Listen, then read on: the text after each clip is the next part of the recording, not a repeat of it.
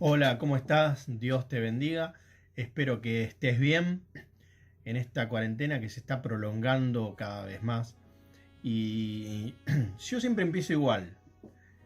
Te pregunto, te digo, hola, ¿cómo estás? Te hago una pregunta y después hago un deseo.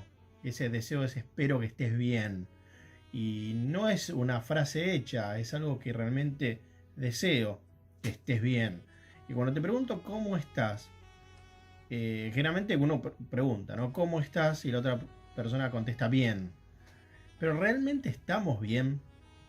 No es para que digas, uy, no, la verdad que no estoy bien. Y este mensaje es no para las personas que están mal y uno pretende o quiere o espera que estén bien, sino más que nada para las personas que están bien, que estamos bien. ¿Por qué? Porque no está mal estar bien, al contrario, es positivo. Es lo que uno espera, no solamente de una persona, sino también de una persona que es cristiana, que es creyente. Pero me gustaría compartir con vos lo que dice la Biblia de alguien que estaba bien, alguien que nació destinado para estar bien, alguien que hasta en su nombre figuraba que iba a ser alguien de bien. Te estoy hablando de Saúl. Y me gustaría que compartas conmigo en este momento esta lectura bíblica. Empieza en el capítulo 9 de Primera Samuel. Te invito a estudiar este personaje bíblico porque realmente es hermoso, es precioso, un poco trágico, pero que nos enseña muchas cosas. ¿Quién fue Saúl? El nombre Saúl es deseado. Es una persona que fue muy esperada, muy deseada de parte no solamente de su familia, sino no solamente de sus padres, sino también de su descendencia. La familia de Saúl era una familia acomodada, una familia de buena posición económica. Y Saúl había sido elegido de parte de Dios para dirigir al pueblo de Israel. Vamos a ponernos un poquito en contexto. El pueblo de Israel en ese tiempo estaba siendo dirigido por jueces, por diferentes jueces que se habían puesto como para regir las normas, no solamente normas de vida, sino también normas espirituales, también juzgar y llevar a esa nación a cierto orden. Y justamente en este orden es que estaba fracasando el pueblo de Israel, porque al estar gobernado por jueces rechazaban la dirección de parte de Dios. Dios quería y siempre quiso dirigir a Israel, sin embargo en su momento ellos no quisieron, siempre, y eso lo vemos a través de la historia, el pueblo de Israel rechazó la dirección de parte de Dios. Pero llegó un momento en que estos israelitas pedían un rey, pedían y querían un rey. Esto no solamente por la rebeldía, sino porque tenían un enemigo que eran los filisteos. Y eso te debe sonar por la historia de David. Justamente David también interviene junto en la historia de Saúl. Pero el pueblo de Israel era idólatra. El pueblo de Israel no quería tener a un Dios, querían ser iguales a los otros. Qué paradójico, ¿no? Porque el pueblo de Israel era el pueblo escogido por Dios. Dios era su rey, Dios les abastecía, Dios les daba, los libraba, les cuidaba. Sin embargo, el pueblo de Israel rechazaba todo esto y querían ser iguales a los otros, iguales al resto que eran idólatras, que no tenían un Dios verdadero que les provea, que sus dioses eran falsos y no les respondían como Dios, el Dios de Israel justamente, respondía y les daba, les proveía.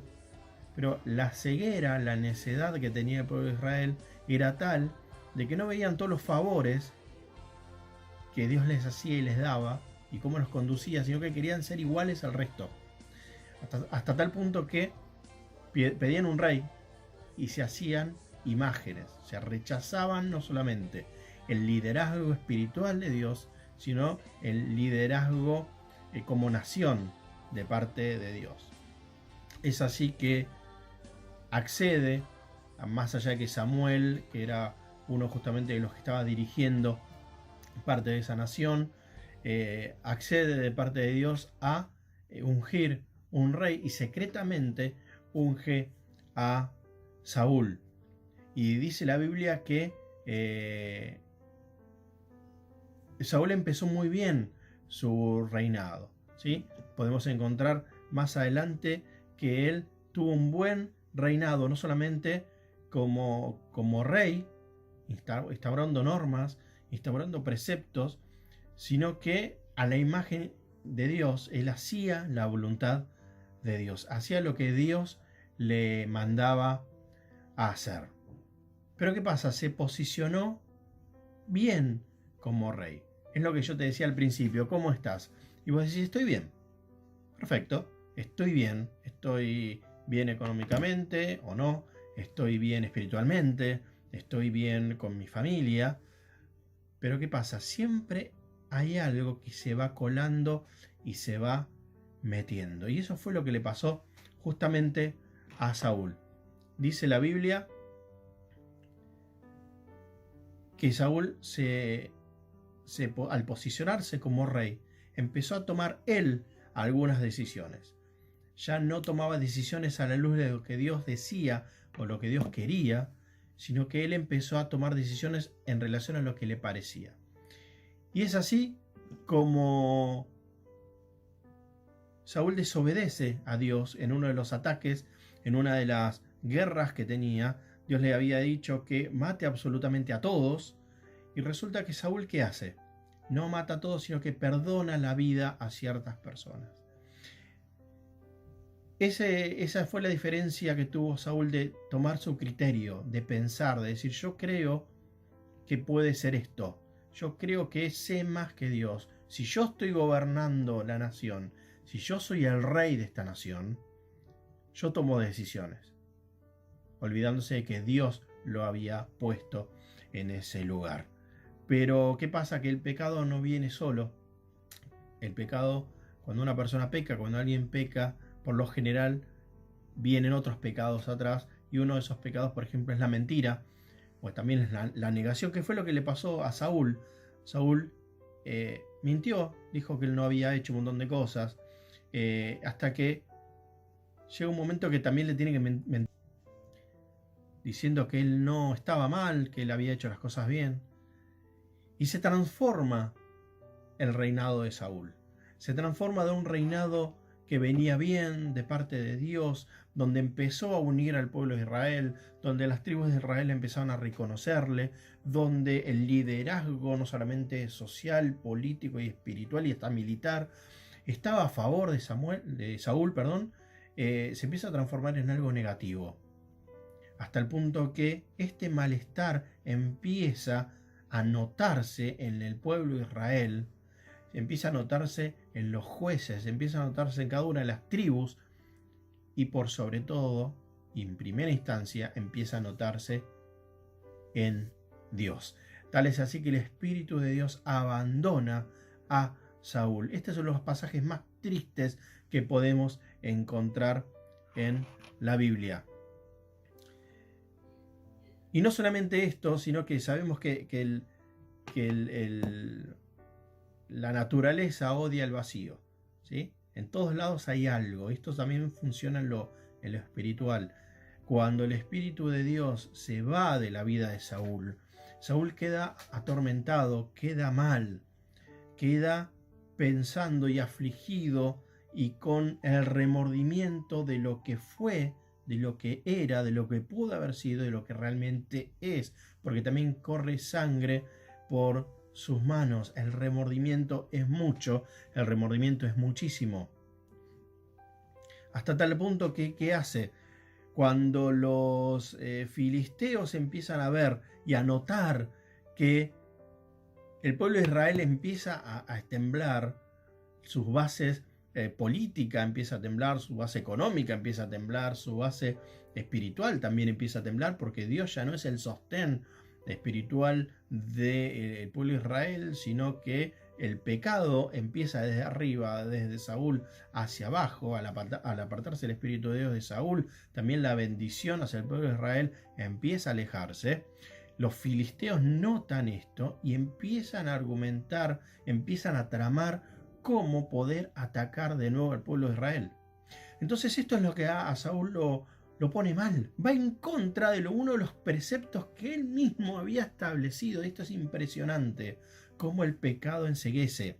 Cómo las malas decisiones nos llevan a peores decisiones a veces. Y tener que, como se suele decir, embarrarnos cada vez más.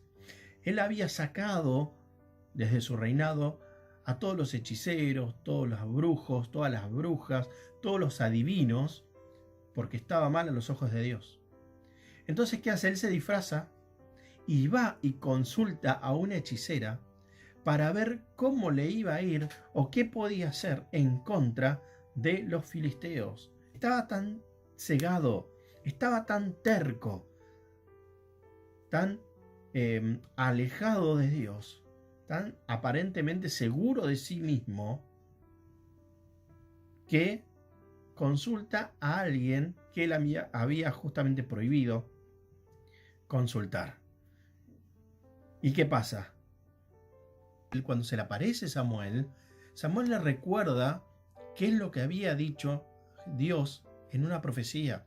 Le había dicho que sus hijos iban a morir, que los filisteos iban a atacar y que iba a pasar algo muy, muy feo, que era que él iba a morir y que los filisteos iban a atacar y iban a tomar al pueblo de Israel. Entonces, esto es como el tiro de gracia, el golpe de gracia para Saúl. Una persona que había estado bien con Dios, una persona que tenía el beneplácito y el beneficio de parte de Dios, ahora se encuentra con que su destino ya está sellado y marcado.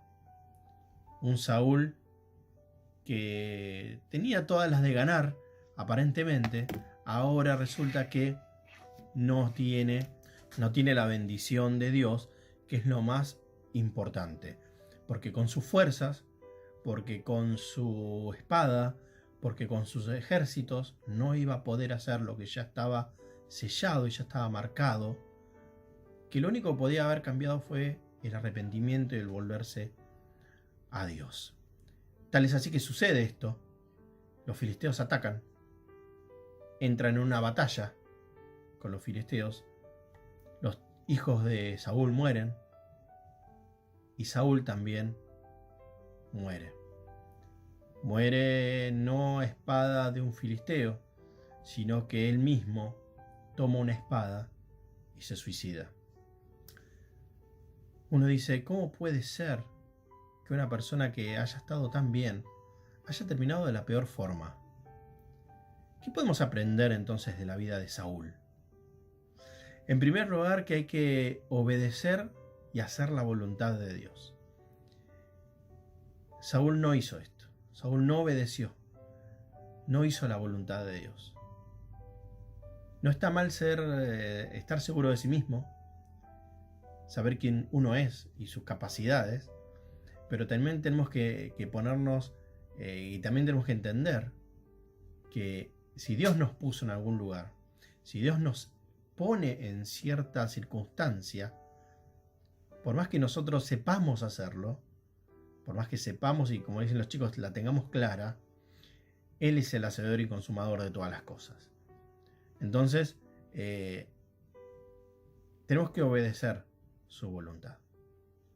Si estás bien en este momento, la idea es que estés mejor, porque Dios nos puso y Dios te puso donde estás. Entonces primero hacer su voluntad y obedecerle.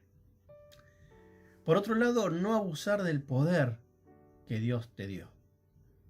No sé cuál es tu don, cuál es tu talento, qué cosa te dio Dios. Pero siempre, siempre, siempre, hacelo bajo la voluntad de Dios. Siempre con todo lo que Dios te da, tenés que hacerlo de acuerdo a su voluntad. Te cuento algo. Esta semana estuve charlando con un par de pastores y los dos me contaban lo mismo. Me decían que empezaron muy bien su ministerio. Empezaron muy bien con lo que estaban haciendo hace unos años. Pero ahora estaban cansados, estaban agotados. Además, uno de ellos se dio cuenta que tenía una especie de doble vida. Entonces encontramos y buscamos primero y encontramos dónde había pasado esto, dónde se torció este camino. Y los dos encontraron justamente esta bisagra, ¿no? Que era el confiarse en sí mismo, confiar en el título, confiar en el cargo, en la posición y no estar en relación con Dios. No estar con papá, no doblar las rodillas y orar y tener comunión con Dios y dejar que Dios sostenga ese ministerio. No necesitas ser pastor para esto, ¿sí? Por ejemplo, en tu altar familiar, en tu casa. Y ahora vamos al tercer punto que quería compartir con vos. Primero entonces era hacer siempre la voluntad de Dios, obedecer la voluntad de Dios. Después, no abusar del poder que Dios nos da, no pasarnos de rosca pensando que es nuestro poder y no el poder de Dios.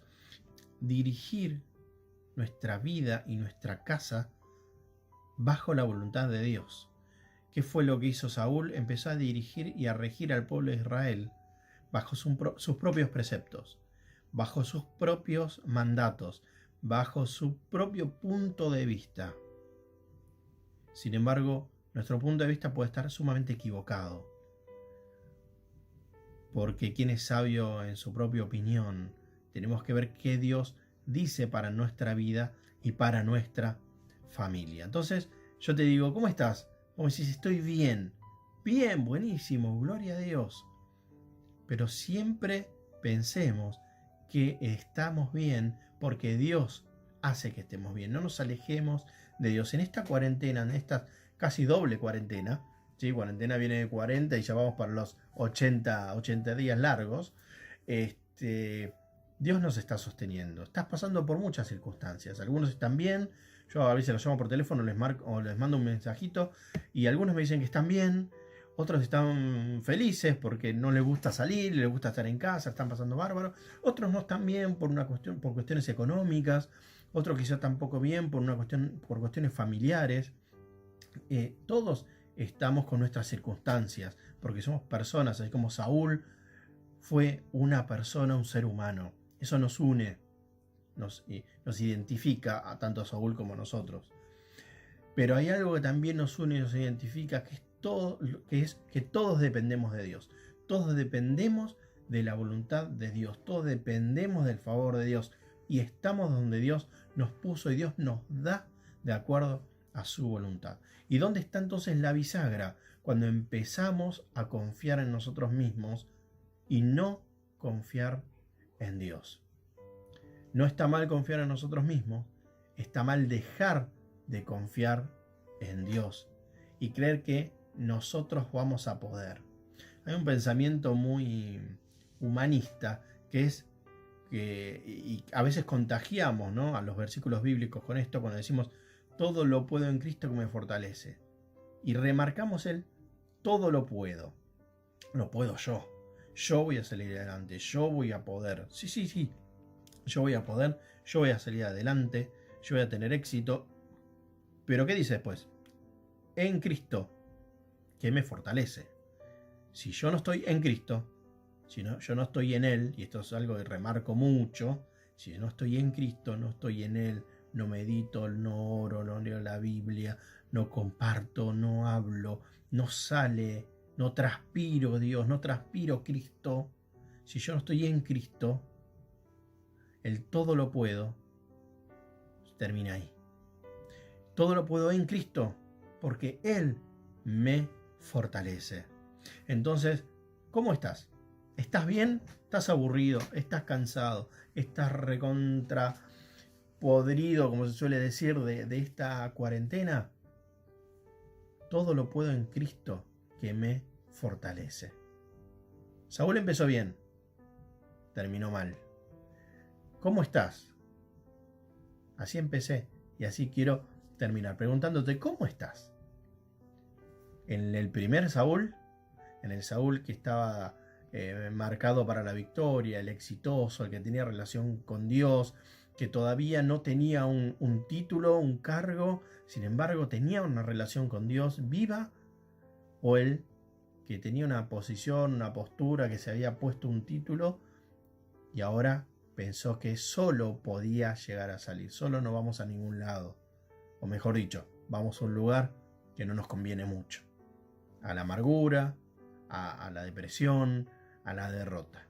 Entonces vamos al revés, si estás un poquito triste, si estás en amargura o en depresión, algo te pasa, empezá a pensar cuánto tenés de Dios, cuánto estás pensando en quién sos o cuánto podés hacer vos sin la ayuda de Dios. Cuando empieces a poner Dios, cuando empieces a poner Cristo, cuando empieces a llenarte de Él, va a pasar como dice el apóstol, ¿no? Que yo mengüe para que Él crezca. Que yo mengüe para que Él crezca. Te mando un abrazo enorme, virtual. Esperamos dentro de poco poder encontrarnos. Sabemos que esta semana muchos cumplieron años. Les mandamos un cariño enorme. Y siempre acordate de esto. ¿Estás bien? Bien. Perfecto. Podés estar cada vez mejor. ¿Sí? Pero querés estar mejor todavía. Llénate de Dios. Llénate de Cristo. Llénate cada vez más. Contagia a Dios. Escucha cosas que te hagan bien. Escuchá música cristiana, a la que llamamos música cristiana, música que alabe a Dios. Adora vos también a Dios. Que tus oídos, que tus ojos empiecen a transmitir Dios, a llenarse de Dios, para que tu lengua también empiece a hablar y a adorar a Dios. Vos podés estar solo o sola en el lugar donde estás. O podés estar rodeado de gente tóxica o gente nociva. Pero si te rodeas de Dios, si te rodeas de Cristo, si pones tu confianza en Él, vas a ver que tu vida va a cambiar y vas a pasar de estar bien a estar muy bien, de estar contento y feliz a estar gozoso, que ese es el desafío. ¿Sí? Como dice Javier, ¿te animás? Dios te bendiga mucho.